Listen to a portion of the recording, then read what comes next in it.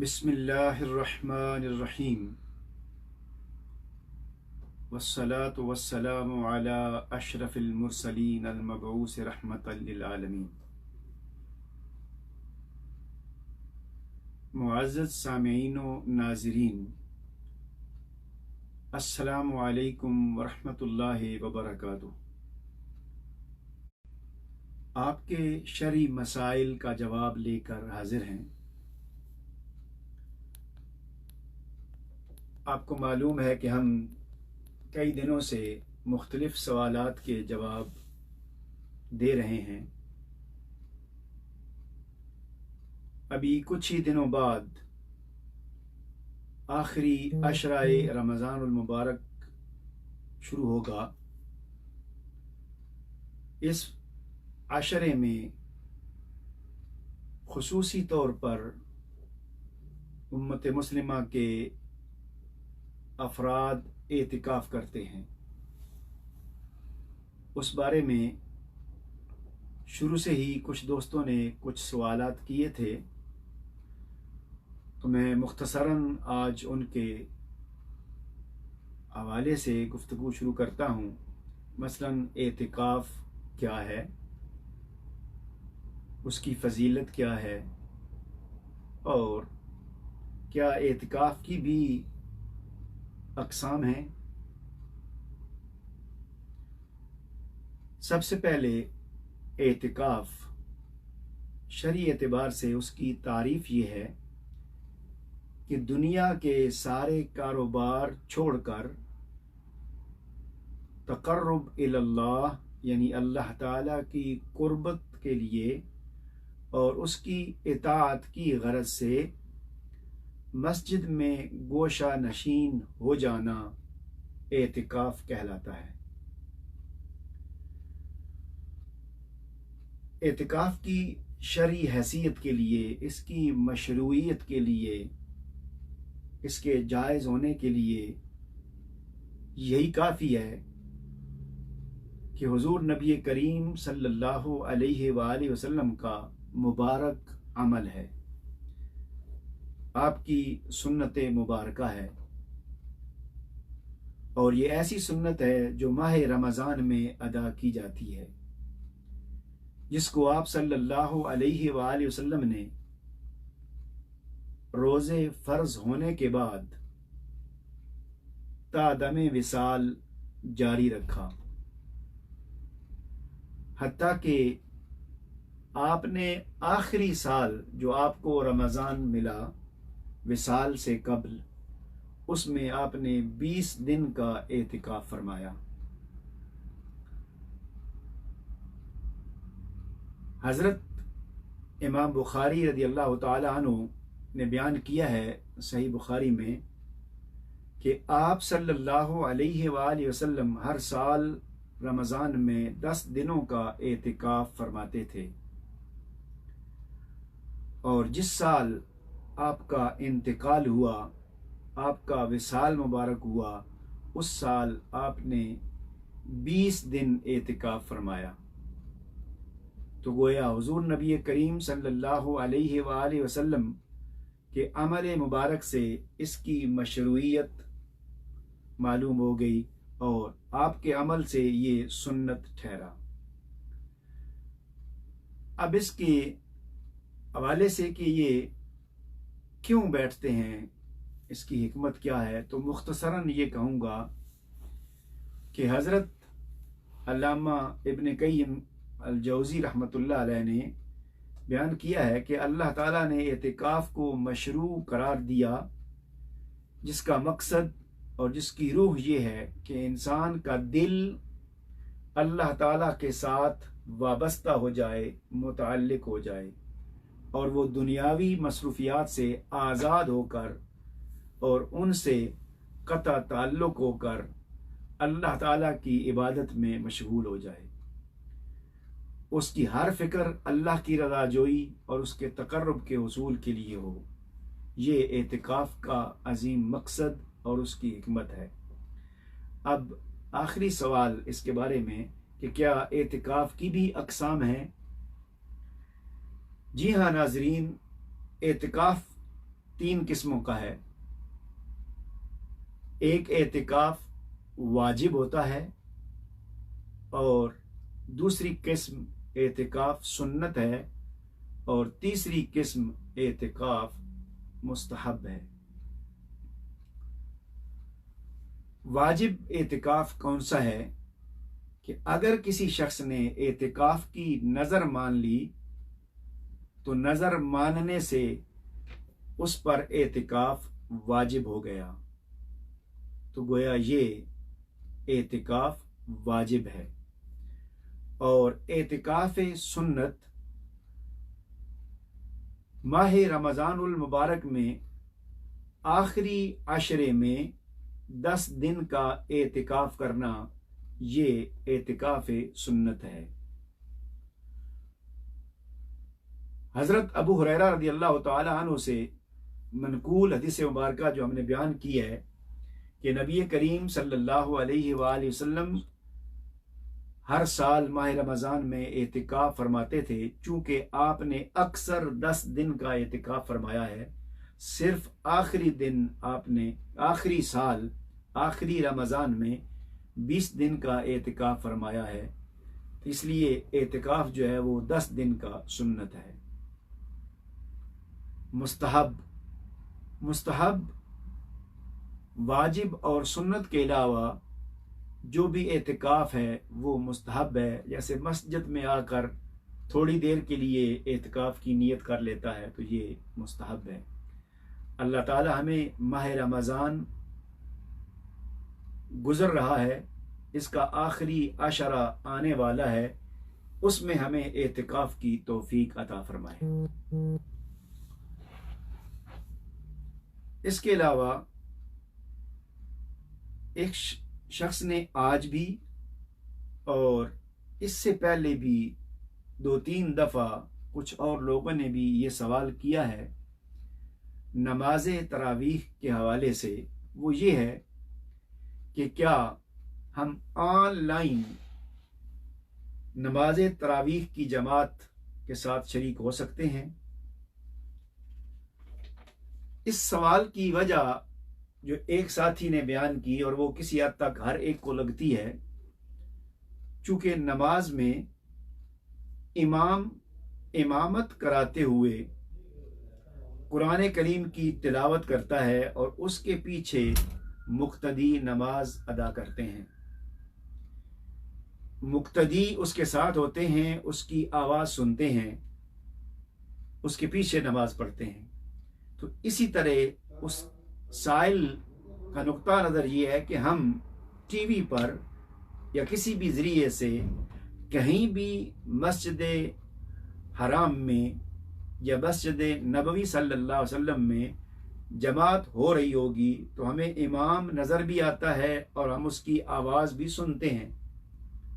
तो क्या ही अच्छा हो कि हम भी उनके साथ जमात में शरीक हो जाएं। ये लॉजिक बाज़ लोगों के ज़हन में आती है अपनी जगह, लेकिन ये दुरुस्त नहीं है। इस तरह जमात के साथ नमाज नहीं होती। बाजमात नमाज पढ़ने के लिए कुछ शराइत हैं, जिनमें से जो आज से मुताल्लिक है, इस सवाल से मुताल्लिक है, वो ये कि सामीन और नाज़रीन नोट कर लें और याद रखें कि इक्तिदा के सही होने के लिए, यानी मुक्तदी और इमाम की इक्तिदा में नमाज अदा करने के लिए, उसके दुरुस्त होने के लिए इमाम और मुक्तदी ये दोनों लाजिम व मलजूम हैं। इमाम और मुक्तदी के महल यानी उनकी जगह का एक होना ज़रूरी है।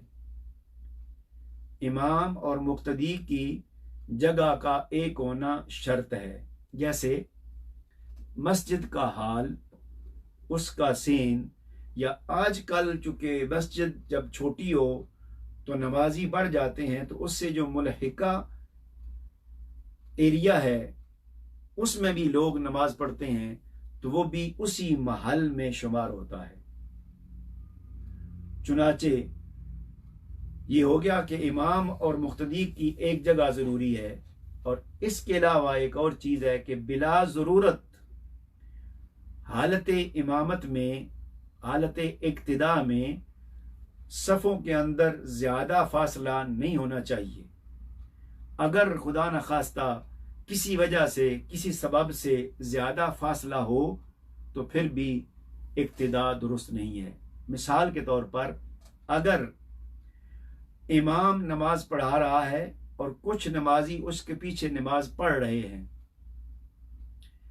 और उसके बाद फिर एक रोड गुजर रहा है, शारे है, सड़क है, सड़क के दूसरी तरफ अगर कुछ लोग नमाज पढ़ना चाहें तो अहनाफ के नज़दीक ये चूँकि शारे आम है, गाड़ियाँ आ रही हैं जा रही हैं, तो ये दरमियान में जो फासला आ गया है, ये इसकी वजह से इक्तिदा दुरुस्त नहीं होगी। इसी तरह अगर इमाम जहाँ पर नमाज पढ़ा रहा है, कुछ नमाजी उसके साथ हैं और दूसरे नमाजियों के दरमियान नहर बह रही है, कोई नाला बह रहा है या कोई तालाब है, वो दरमियान में है, तो दूसरी तरफ जो नमाजी हैं वो अगर इस इमाम के पीछे इक्तिदा करना चाहें तो उनकी इक्तिदा दुरुस्त नहीं होगी।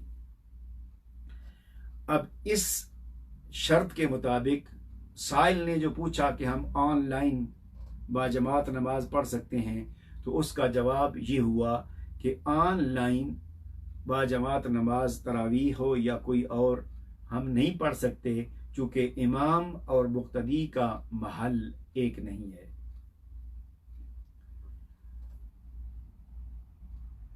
इसी तरह अगर इक्तिदा और इमामत के हवाले से एक और बात लिखी हुई है जो कि इसी से मुताल्लिक है, तो मैं उसको भी आपके नॉलेज के लिए, आपकी मालूमात के लिए बता देता हूँ कि ये तो फासला है, चूँकि इमामत के लिए और इक्तिदा के लिए मर्दों, बच्चों, औरतों की जो सफ़ों का मामला है वो भी शरीयत ने तरतीब रखी हुई है। अगर हालत नमाज में कहीं ऐसा हो जाए कि आगे कुछ नमाजी हैं और दरमियान में औरतों की सफ़ है और उसके पीछे दूसरे मर्दों की सफ़ है, तो अगर इसमें दरमियान में औरतों की सफ़ आ जाए और जो पीछे लोग हैं उनकी इक्तिदा भी सही नहीं होगी। तो अल्लाह ताला हमें शरीयत के मुताबिक बाजमात नमाज अदा करने की तौफीक अता फरमाए। इसके अलावा एक और सवाल, और वो किसी हद तक एतराज़, जो कि मैंने परसों गुफ्तगू की थी कि नमाज में, खा वो नमाज तरावीह हो या दूसरी नमाज नफल हो, कुरान करीम देख कर पढ़ना दुरुस्त नहीं है। इस पर उस साइल ने और मोतरिज ने एक मुझे हदीस मुबारका भेजी है कि हज़रत आयशा सिद्दीक़ा रज़ियल्लाहु ताला अन्हा के बारे में ये मरवी है कि आप घर में नमाज पढ़ती थी तो आपका जो ग़ुलाम है वो इमामत करता और इमामत के दौरान वो कुरान करीम देख कर पढ़ता था। तो जब ये हदीस पाक है तो इस हदीस की मौजूदगी में आपने कहा कि दुरुस्त नहीं है। मुअज़्ज़ज़ नाज़रीन, बेशक उलमा ने इस हदीस से इस्तिदलाल किया है, लेकिन आप ज़रा सोचें कि आजकल कुरान करीम प्रिंटेड शक्ल में जो हमारे सामने मौजूद है, ये उस वक्त नहीं था। उस वक्त कुरान करीम या खजूर की छाल पर लिखा होता था या पत्थरों पर था या चमड़े पर था, या अगर कहीं किताबत हुई भी थी तो इस अंदाज में नहीं था कि उसको आप कहीं किसी जगह रख लें या उठा लें। तो इस वजह से हमारे फुक़हा जो हैं उन्होंने इस बात के हवाले से उसका जवाब दिया है और बाकायदा इसको डिस्कस किया है, इस हदीस पर बहस की है। अब चूँकि टाइम शॉर्ट है, मैं पूरी बहस आपको नहीं सुना सकता। उस बहस करने वाले फ़ुक़हा में बेशुमार फ़ुक़हा हैं, लेकिन जो मशहूर व मारूफ़ हैं वो इमाम कासानी हैं, इसके अलावा इमाम ऐनी हैं। इन दोनों अहबाब ने इस हदीस के हवाले से बहस काफ़ी की है, लेकिन मैं उसका खुलासा अर्ज कर देता हूँ।